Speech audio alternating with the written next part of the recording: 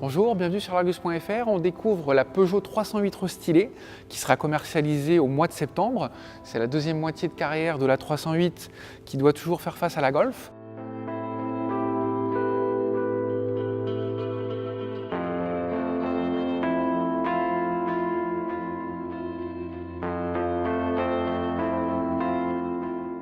Les designers ont retravaillé toute la face avant, plus verticale, plus expressive, avec des nervures comme on le voit ici, qui la mettent en harmonie avec la 3008, donc ça a plus de cohérence dans la gamme Peugeot.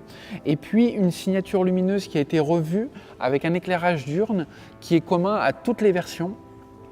Et ça permet d'apporter de la montée en gamme.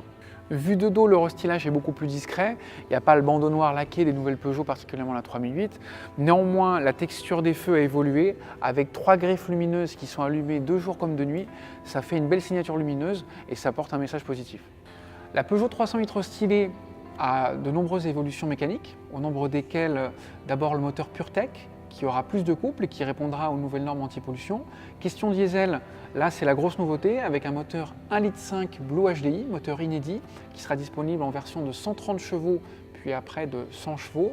Pour rester dans la technique, nouvelle boîte de vitesse EAT8, donc 8 rapports, fonctionnement électrifié, avec fonctionnement roue libre entre 20 et 130 km/h pour avoir moins de résistance au roulement et faire baisser les consommations. Cette boîte automatique à 8 rapports permettra aussi de hisser la 308 au niveau des meilleurs rivales du segment. La 308 restylée fait le plein d'aide à la conduite. Elle s'aligne en contenu technologique sur le SUV 3008. On a ici une caméra de reconnaissance des panneaux de signalisation qui est couplée au régulateur de vitesse avec des préconisations. Comme ça, le conducteur peut s'aligner sur la législation sans aucun souci. On a également aussi une évolution de la surveillance de l'angle mort qui est couplée sur le contrôle de la direction, avec si le conducteur veut se décaler et il y a un véhicule dans l'angle mort, le volant donne une légère correction et ça lui évite un risque d'accident supplémentaire. Petite déception à bord de cette 308 restylée, il n'y a pas de dalle numérique devant le conducteur. On est toujours face à des compteurs à aiguilles. Bon, c'est bien pour la sportivité, c'est dommage parce que face à la Golf, elle ne se hisse pas à ce niveau-là, mais c'est pas grave. La bonne nouvelle, c'est que l'écran tactile est désormais capacitif, donc beaucoup plus réactif. Il adopte les graphismes et toutes les fonctions du Peugeot 3008, donc ça c'est un bon point pour la modernité.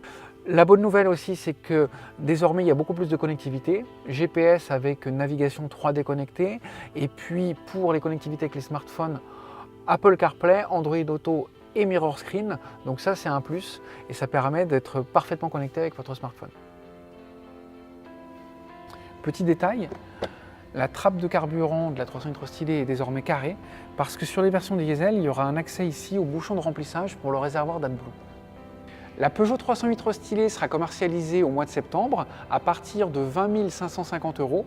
C'est une hausse tarifaire qui se situe entre 200 et 800 €. Nous, on vous donne rendez-vous bientôt sur l'Argus.fr et puis suivez-nous sur Facebook et sur YouTube.